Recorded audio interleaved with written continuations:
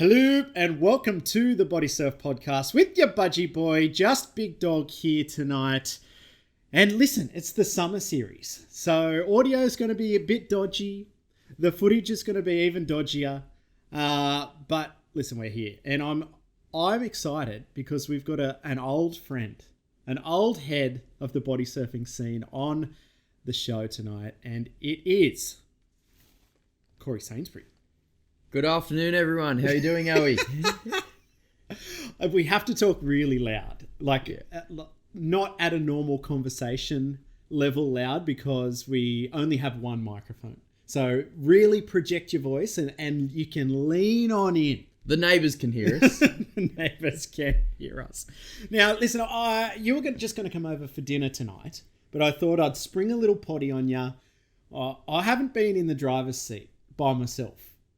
We've done over 100 episodes and I've never done one without Tim here. So I'm feeling a little bit nervous. It's the blind leading the blind. It is the blind. I don't know what I'm doing.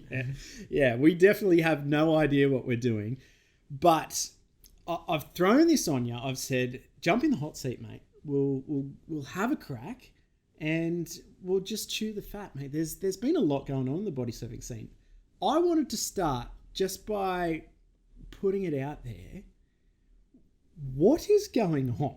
Because we've come from day one, day two of this resurgence of body surfing in Australia.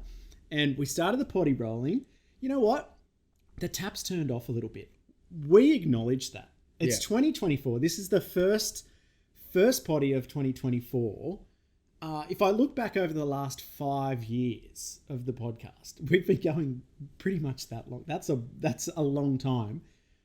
I feel as if the desire for body surfing has just come off the ball a little bit. What do you reckon? A little bit, but I do think there might be a bit of a resurgence, especially after Womp-Off, COVID's done. I feel like that really pulled the pin on a lot of the froth on the scene. Mm-hmm. Now we've got a new crew coming through. We've got some young'uns coming through, and I think that's really what it's all about, is getting the new generation in to fill the spots that used to be in the Bait Bay Body Bashers and in the Budgie Boys and all the other clubs around Australia. So we just got to get those young blokes in. So who are you seeing coming through? I know that the girls are having a good crack at the moment. You know, there's been a lot of action in the women's division of body surfing. But who are you seeing as the sort of young guys that are coming, and young girls? You know, and that's where we're moving to. We're moving to. I like to view body surfing as such a universal sport. It's so unique in that way that it's such a technique-driven sport that it almost doesn't matter whether you're male, you're female, you're transgender. Like, it doesn't matter. We can have open competitions where pretty much anyone can go against anyone. Yeah. So who are you seeing coming through? I think the good thing about body surfing is there's a lot of people out there that are doing it that you don't even know about them. So there could be young blokes and girls that are coming through that are really good weapons that just haven't cracked the scene yet. I know I personally, before I cracked the scene, I was body surfing pretty much every second day and hadn't even met anyone in the community. But, you know, Bait Bay Body Bashers this year at the Womp-Off, we had young 14-year-old Will, and he did pretty well for us. He did one of the individual events. Pretty well? Yeah, he did pretty well. Pretty well. So hopefully, and that's what all you need to do is get one of those young fellas in and for them to show their friends how good body surfing is, and it sort of just grows from there. If, you know, someone like Will, you know, gets 5 of his mates in, and those 5 mates tell their mates about body surfing and about the body surfing community, that's how it all starts and that's how it all grows. So I wouldn't say that there's one person coming through that's going to take the reins, but I'm sure there will be many people in the future that join our scene, and we'll never hear it. We'll never have heard about them, but we'll be like, wow, where have you been for the last 10 years? Yeah. Because before coming on tonight, I sat down, I thought about it, and I go, you know what? Is body surfing dead? Has it died again? It had a small resurgence. It was alive. It was cracking. Did it just die off? has the stoke died? Yeah, I don't think so. On international level, it's definitely continued to grow. Like, you've got the likes of Kalani Latunzi traveling around the world just body surfing, and I don't think he's making money out of it, but he's getting enough money that he can afford to travel around and body surf all these amazing waves. I don't think 5 years ago, I thought to myself, no, that's not possible. That's not a thing. And I know a lot of other body surfers good body surfers did as well. So to see someone like that doing it, there's obviously the support coming from companies and stuff like that maybe it's just a bit of a lull in our kind of little community in Australia. But you go overseas and you've got the Hawaiian boys. I know I was over earlier in 2023, and Sandy's every day. It's a ritual for them. Every day they're surfing there. So it's definitely in good hands overseas. I think it's just our small community that, and the hand plane companies in Australia aren't pushing it as much. Chris has just released his Moonrider, which looks awesome. But other than that, I think all the other body surfing hand plane companies have sort of slowed down a bit, which they do generate a lot of the hype around it and stuff like that. So it'd be good if those hand plane companies can start to get back into it and kind of get in back to where they had it as trying to compete against each other, because that really is what grows the sport. They compete against each other and push a bit higher, and that gets more people in. That's what really needs to happen. Yeah, I think you and I are on the same page on this issue, and I've had a thought before about trying to get another comp going, which would be a battle of the brands comp. It's you pick your 5 best body surfers. It might even be less. You pick your 2 best body surfers, and you're going up against one-on-one, brand against brand. You have fin brands there. You have hand plane brands there. And yeah, you're just trying to kind of battle it out to see not so much who's the best, but it's about creating that hype about it. It's going, all right, well, it's the bragging rights, isn't it? It's like, yeah, we won last year. Yeah. Because I actually did want to talk about that tonight. There's kind of like subtle that goes on under the surface, but it's not at the top. It's not like out on the table. For instance, as you said, Chris has just released his new hand plane. I've got one just here. Do you want to have a look? Is that... Oh, that's got a wall logo on it. This is a Corey Sainsbury. Now, I am recording this on my iPhone. It's an iPhone 5.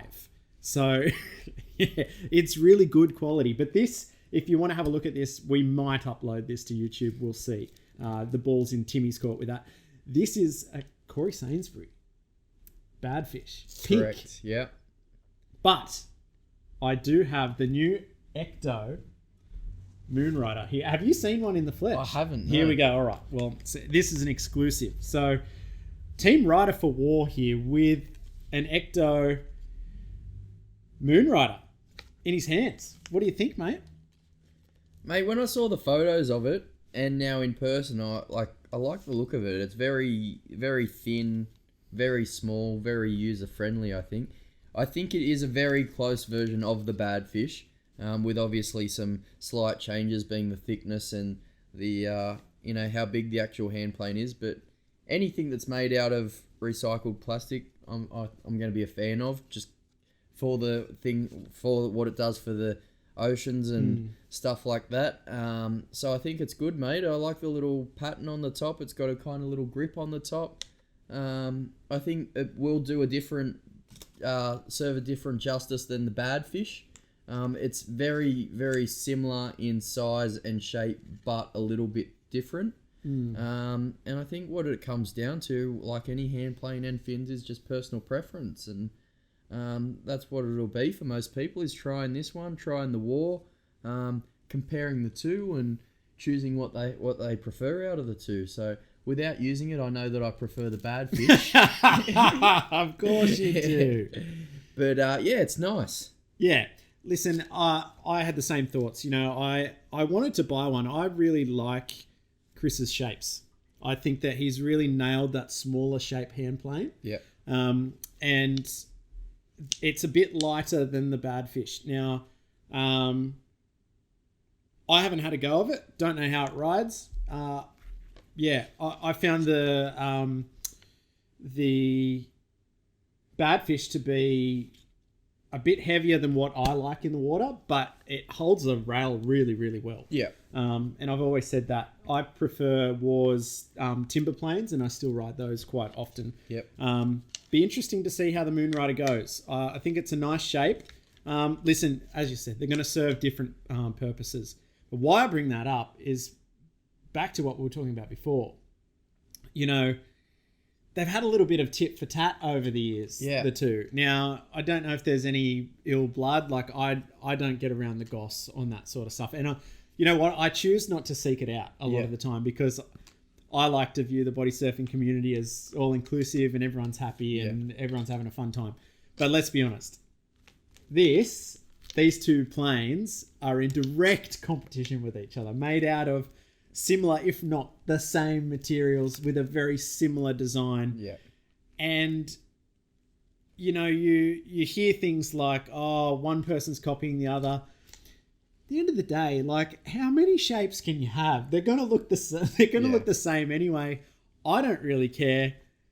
But saying that, the day these were meant to ship, the ectoplanes were meant to ship, Ricky also releases his own little venture in regards to some recycled golfing apparel. Yep. Now, like, is that coincidence?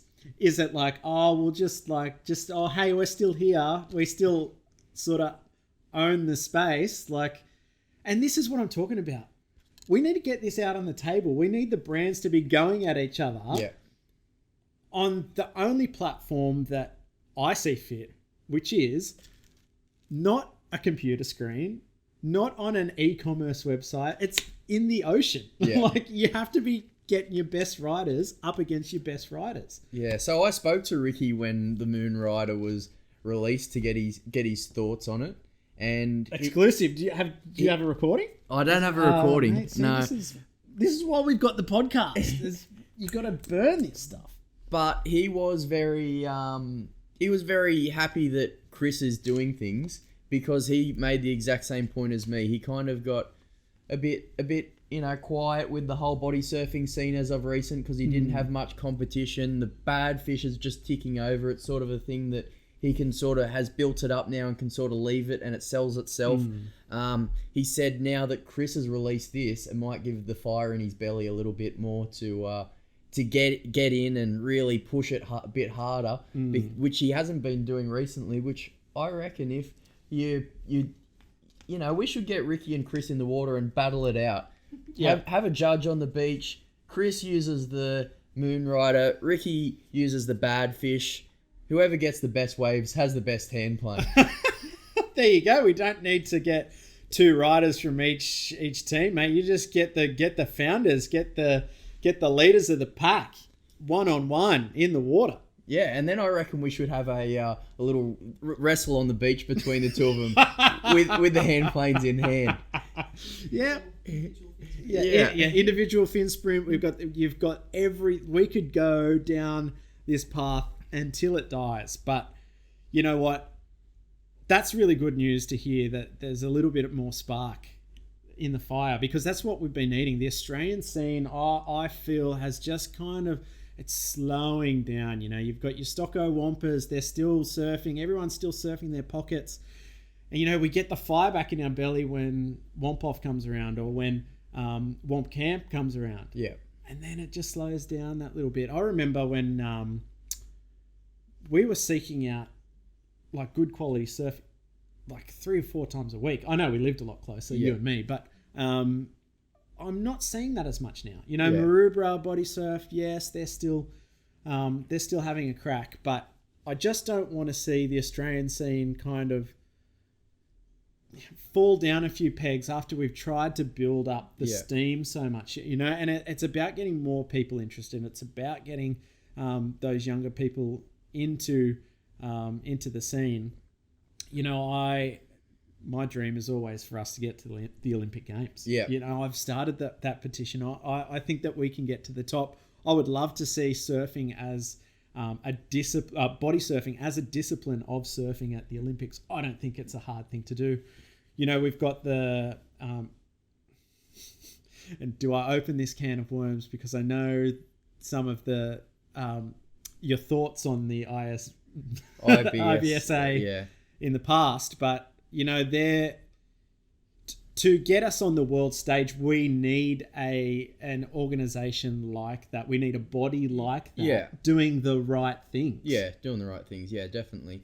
But also on that, if anyone does want to get into the body surfing scene, and there's probably lots of people out there that are in the body surfing scene and are listening to this and probably thinking, how do I get involved? I know the Budgie Boys met up the other day, so you can reach out on their Instagram. The Bait Bay Body Bashers just announced today that they are getting their meets back together after their long-awaited hiatus from after COVID. So you get in touch with them, and I'm sure there's heaps of other clubs out there if you're not from the Shire. So you got the South Coast Body Surfers, and I'm me and Ari on the Central Coast at the moment, and I sent a few messages out the other day to the Central Coast guys, and they're all keen as mustard to surf with anyone that's keen. So if you're willing and want to get in the sport and listening to this, mate, just drop a message. Honestly, it's the best way to go about it. Well, yeah, it's 2024 and the ocean is an open door, Corey. You know, it's just we're here, we're ready to surf. We want you. We need one of those big posters, mate. We want you. I want to make a hat. I know I've got a lot of I've made with collaborators. We've got the baby on board stickers. Yep. You know, we've got the Body Surf Podcast t-shirts now. You can hit Timmy up if you want to get one of those. But I need to get a hat done. Yep. Make body surfing great again. Yep, in red. In red. Yep. It's just like it has to happen. We have to make body surfing great again. It's 2024. We're not going to wait any longer for this to happen. And, you know, the International Body Surfing Association, I think they're an integral part, Corey. Yeah, I do agree. I don't agree with some of their ways about things. However, we do need something official like that. But I think Australia at the moment needs to build up that community base that we had before we jump into that, serious... People, what I feel like body surfing used to be is people came for the body surfing and stayed for the community. And that's what we need to build up again, is people come for the body surfing, stay for the community, and then get to us, do it enough because they're staying for the community basis side, that they want to compete in, they got that they're eager and stuff like that to do it more professionally, and that's where the IBSA side comes into it. But I don't 100% agree with some of the things that IBSA are doing, but I think this is their first year. They've got to iron their kinks out. They might do that, they might not do that. It'll be good to see. Yeah, I mean, the IBSA has been around for a little while overseas, but it's just kind of kicked off here in Australia. Yeah. How did you see? Well, firstly, we've had to cut you talking about the International Body Surfing Association out before on a podcast. I think it wasn't. It was the pipe comp. Oh yeah, it was the pipe. Yeah, comp. the pipe. Sorry, comp. Yeah. Rest in peace, the pipe comp. Yeah. I will get your thoughts on the pipe comp because it is coming up. Yeah. But what do you think the events that were held in Australia, the IBSA events, what do you think they did well last year, and what do you think they could improve on? Oh, what I think they did well is, for their first year, the amount of comps. I think the more comps, the better. What I think they did poorly is, if the pinnacle is going to be point panics, you have to make more comps that have surf like point panics. Yeah. So, for instance, predominantly right-hander breaks that give you a decent ride that are very trick friendly. I think that's the sort of thing you got to be looking for, where like Coolum, great wave, but it's predominantly a left-hander, and it's really nothing like Point Panic. You know, most of the time, well, the last couple of years when we've gone there, it's been very small surf, and it's just been whitewashed. It's been like a bit of a swimming comp, where those people who make it through are going to get to Point Panics, and it's going to be a complete different story. If we want the best people representing Australia over there, we have to try and make the most similar conditions in Australia to get the best people through in those conditions. So that's the side that I think we got to work on a little bit. And the Northern Beaches body surfers, they have a perfect place. Little Ave, LA.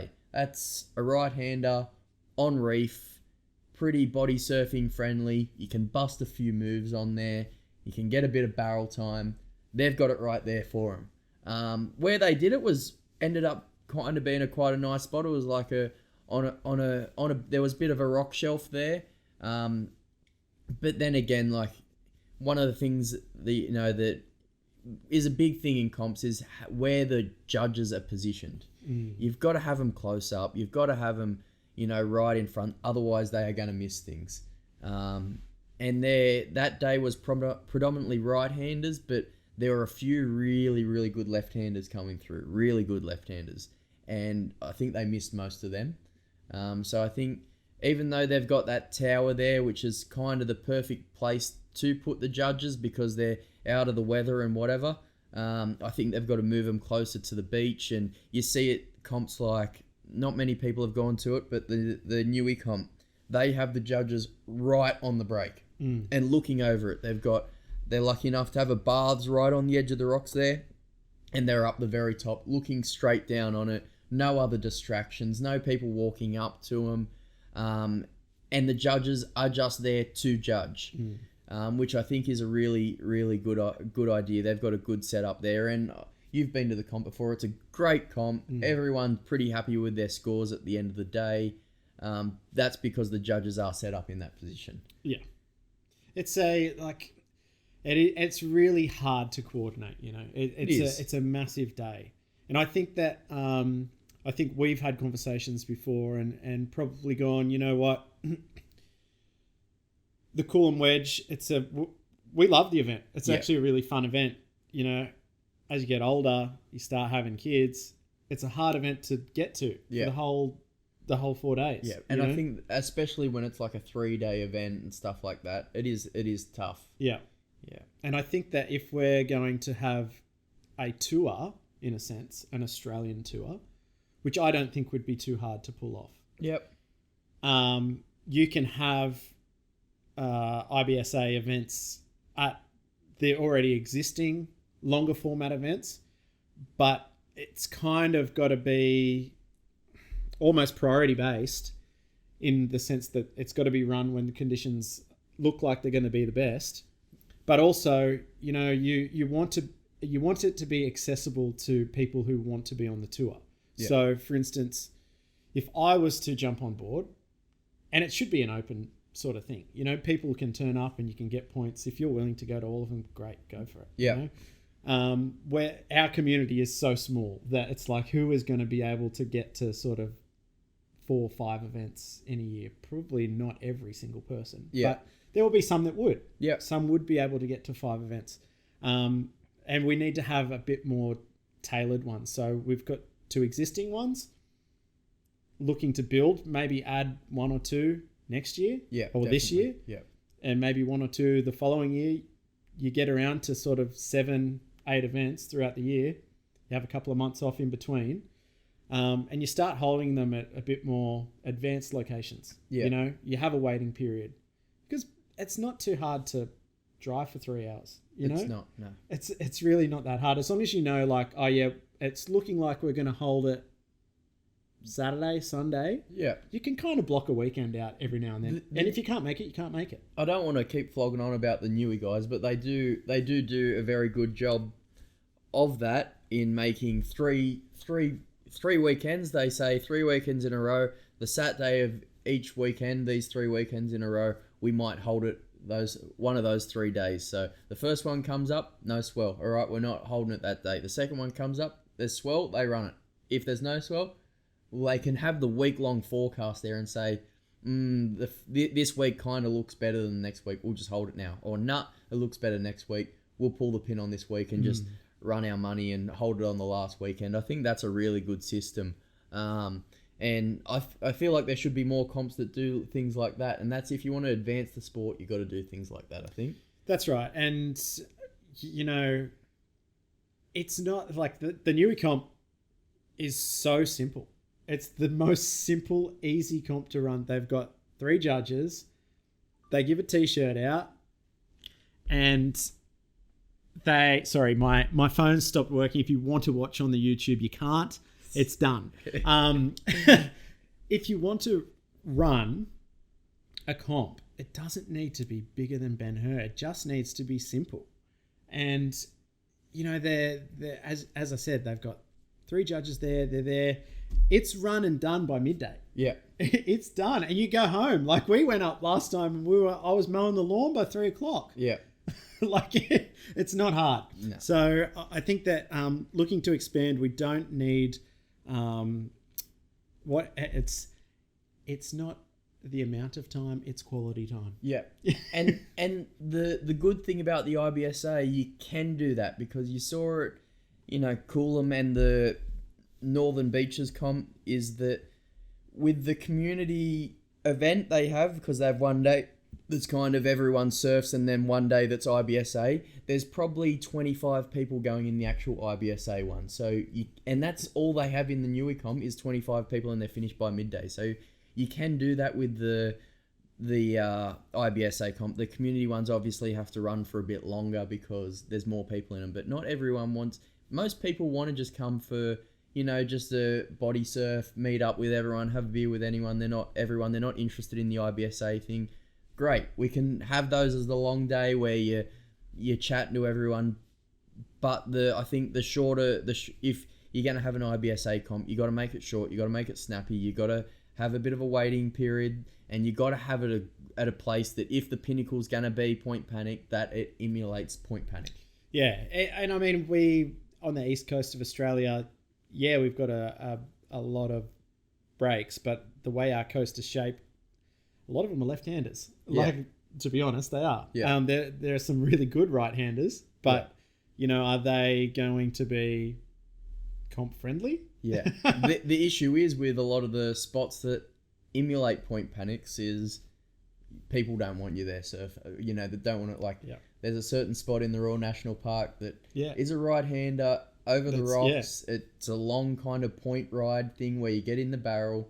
It has a lot of similarities to, Point Panics, but people don't want you holding a comp there. Yeah, that's right. And that's the respect of the whole issue as well, isn't it? It's like, we want to run a comp here. And I mean, the surfing clubs do it all the time. Yeah. But they've also been around for 40 years. So it's like, Body Surfing Club turns up in their first year and they go, we want to run a comp here.